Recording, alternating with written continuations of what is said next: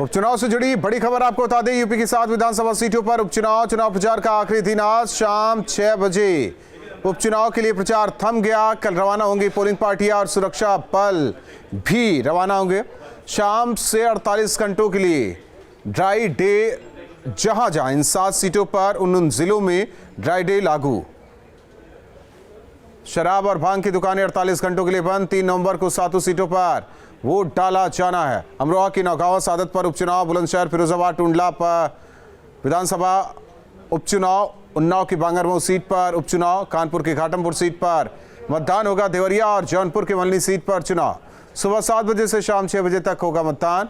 10 नवंबर को उपचुनाव के नतीजे आएंगे।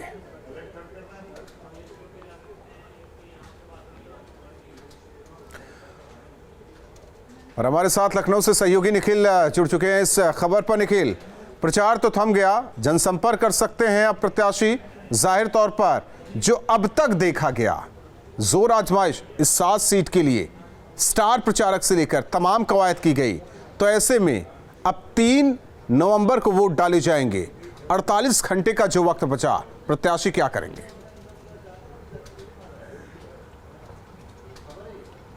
बिल्कुल, इस 48 घंटे में प्रत्याशी निश्चित तौर पर यही चाहेंगे कि जो मतदाता उनके लिए तैयार हुए हैं उनका मूड बना रहे। चूँकि सबसे महत्वपूर्ण यह है कि इस तरह के उपचुनाव में ये तय होता है कि आने वाले समय में जो इलेक्शन होंगे, जो विधानसभा का चुनाव होगा, वो किस तरफ जाएगा, यानी किस मोड़ पर जाएगा, किस करवट में जाएगा, ये बेहद अहम है। हालांकि जब उपचुनाव जो है में और जो मौजूदा चुनाव है, यानी जो आने वाला चुनाव है, उसमें अगर समय में बहुत अंतर होता है तो ये माना जाता है कि जो सत्ताधारी पार्टी है सबसे ज़्यादा सीटें उसी के पास आएंगी और उसका दबदबा बना रहेगा। लेकिन ये देखना होगा कि इन 7 सीटों में 6 सीटें भारतीय जनता पार्टी के पास थी और 1 सीट समाजवादी पार्टी के पास थी।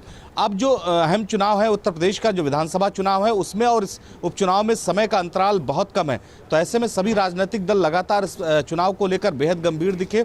सभी ने अपनी पूरी ताकत झोंक दी। भारतीय जनता पार्टी के लिए ये सबसे बड़ी चुनौती है, क्योंकि उसे 6 सीटों पर वापस कब्जा चाहिए और अगर 7 सीटों पर अपनी बढ़त रखती है तो ऐसे में वो ये तय कर पाएगी, जो है वो जनता का जो मूड है वो सबके सामने आ पाएगा कि भारतीय जनता पार्टी भी उत्तर प्रदेश कमज़ोर नहीं हुई। वहीं दूसरे दलों के लिए ये संजीवनी का काम करेगा। अगर कांग्रेस, बसपा या समाजवादी पार्टी को इसमें सीटें मिलती हैं तो ये तय कर पाएंगे ये दल कि आने वाले समय में जो मतदाता है उसका मूड बदल सकता है। तो 3 तारीख को मतदान होना है और 10 तारीख को परिणाम आना है। उसके बाद ये तय हो पाएगा कि आखिर ये जो चुनावी जो बिसात थी पिछले कुछ दिनों को, जो लगातार चुनावी समीकरण था, वो किस ओर जा रहा। बेहद ज़रूरी, जैसा मैंने बताया, भारतीय जनता पार्टी के लिए है, चूँकि अब जो विधानसभा चुनाव है उसमें ज़्यादा वक्त नहीं बचा है। तो यहीं से मूड क्या है पब्लिक का ये तय होगा। भारतीय जनता पार्टी के पिछले 3.5 साल के कार्यकाल में कितना काम हुआ है और जनता उससे कितना खुश हुई है, ये मैसेज मिलेगा। और इसके साथ ही जो विपक्षी दल हैं उनको इस बात की सुगबुगाहट मिलेगी कि आखिर जनता क्या मूड बना रही है। जनता भारतीय जनता पार्टी के साथ रहना चाहती है या उसके पास दूसरा विकल्प है। लेकिन जैसा मैंने बताया कि आमतौर पर जो उपचुनाव होते हैं उसमें जो रूलिंग पार्टी होती है उसका दबदबा देखने को मिलता है। जो पुराने रिकॉर्ड्स की अगर हम बात करें तो इस बार भी भारतीय जनता पार्टी अपनी पूरी ताकत के साथ इन 7 सीटों पर चुनाव प्रचार किया। हालांकि दूसरे विपक्षी जो दल थे उन्होंने भी अपनी पूरी ताकत झोंकी है। लेकिन इंतजार करना होगा। 3 तारीख को जो मतदाता हैं वो अपना मूड तय करेंगे कि 3 तारीख को किसको मतदान करना, और 10 तारीख को ये तमाम जो पर्दे हैं ये उठ जाएंगे और ये बात साफ हो जाएगी कि जो उत्तर प्रदेश का मतदाता है उसका मूड अभी क्या है। जी निखिल, ज्यादातर सीट जो कि बीजेपी के खाते में रही है, हालांकि कुछ सीटों पर विपक्ष का दबदबा रहा, लेकिन अब ऐसे में उपचुनाव है और ज्यादातर सीटों पर बीजेपी की यही चाहत कि जीत दर्ज की जाए। विपक्ष के लिए है तो भी ठीक, नहीं है तो भी ठीक, लेकिन सवाल इस बात को लेकर है कि अब तक जो उपचुनाव के दौरान आपने देखा, क्या इससे पहले उपचुनाव में ऐसी स्थिति होती थी? और भी उपचुनाव है, लेकिन जो जोर आजमाइश इस उपचुनाव में तमाम पार्टियों की तरफ से देखा गया, ऐसी तस्वीर अभी तक शायद ही नहीं आई। बिल्कुल, इसके पीछे सबसे बड़ी वजह जैसे मैंने बताई कि जो आम चुनाव है विधानसभा, वो अब बेहद नज़दीक है। तो ऐसे में सभी दलों के लिए ये नाक की लड़ाई थी। सभी दलों के लिए सबसे महत्वपूर्ण था कि उसे कुछ ना कुछ जगह इन 7 सीटों पर मिले, और यही वजह है कि सबने पूरी ताकत झोंक दी भारतीय जनता पार्टी के लिए। तो ये करो या मरो जैसी स्थिति है इन 7 सीटों पर। अगर भारतीय जनता पार्टी को जो मौजूदा सीटें हैं वो या उससे ज़्यादा बढ़त मिलती है तो ही वो तय कर पाएगी कि अभी जनता का मूड जो है उसके फेवर में है।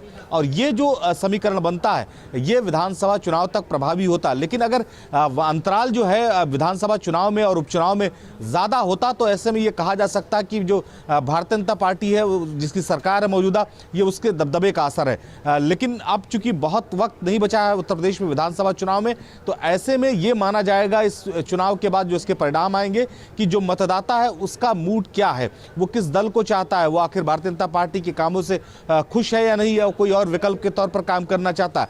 लेकिन इस पूरे चुनाव प्रचार में आप देखें तो भारतीय जनता पार्टी के सारे स्टार प्रचारक खुद जो है मौजूद रहे। मुख्यमंत्री योगी आदित्यनाथ ने तमाम जनसभाएं की। लेकिन विपक्ष की अगर हम बात करें तो विपक्ष उतना तेजी से प्रभावी नहीं दिखा। कांग्रेस के तमाम लीडर्स तो आए लेकिन प्रियंका राहुल कहीं नहीं दिखे। इसके साथ ही अखिलेश यादव ने वर्चुअल रैली की, उनके तमाम नेता वहां पर जाते रहे, कार्यक्रम करते रहे, मतदाताओं से बात करते रहे। तो ये एक इम्पैक्ट होगा अगर कहीं भारतीय जनता पार्टी सभी सीटों पर काबिज हो जाती है, 6 सीटें जो उसकी सीटें हैं उस पर कब्जा जमा लेती है, तो ऐसे में जो विपक्ष है वो साफ कह देगा कि उपचुनाव है, उपचुनाव में जो रूलिंग पार्टी होती है उसका दबदबा होता है। लेकिन बेहद अहम, जैसा मैंने बताया, कि ये सभी दलों के लिए है, क्योंकि अगर कांग्रेस, समाजवादी पार्टी या बहुजन समाज पार्टी इसको एक भी सीट मिल जाती है इस उपचुनाव में, यानी एक सीट से ज्यादा अगर किसी को मिलती है, तो ये उसके लिए अहम होगा। और यहीं से ये तय हो जाएगा कि आखिर जो मतदाता है उत्तर प्रदेश का, उसका रुझान किस तरफ है। और ये इसी कवायद में सारे दल लगातार पिछले कई दिनों से मेहनत कर रहे थे। लेकिन जैसा मैंने बताया कि एक्सक्यूज भी है तमाम दलों के पास, चूंकि ये उपचुनाव है, रूलिंग पार्टी है बीजेपी, तो ऐसे में बीजेपी अगर बढ़त हासिल करती है तो उसका दबदबा था, इसलिए उसने कर लिया। वहीं जो भारतीय जनता पार्टी है उसके लिए नाक की लड़ाई है। 6 सीटें तो कम से कम उत्तर प्रदेश में के इस उपचुनाव में उसे चाहिए। अगर 7वीं भी मिल जाती तो भारतीय जनता पार्टी हालांकि निखिल, ये तो देखना होगा चुनाव वाले दिन कि आखिर किस हिसाब से कितने % वोट पड़े, उससे तय हो जाएगा। अगर कम वोट पड़ा तो समझा जा सकता है कि आखिर स्थिति क्या है उन सीटों पर, ज्यादा वोट पड़े तो क्या स्थिति है, सब जानते हैं।